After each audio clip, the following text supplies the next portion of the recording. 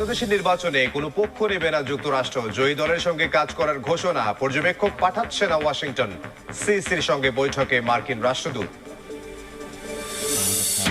ভারতীয় কূটনীতিকদের পরিবারের সদস্যদের সরিয়ে নেওয়ার কারণ জানে না সরকার। দেশের নিরাপত্তায় কোনো বিঘ্ন ঘটেনি বললেন পররাষ্ট্র উপদেষ্টা।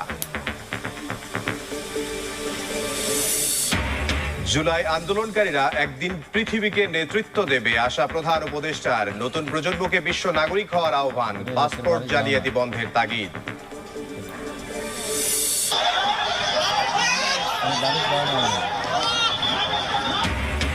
নির্বাচনী অনুষ্ঠানে চেয়ারে বসাকে কেন্দ্র করে বিরোধ।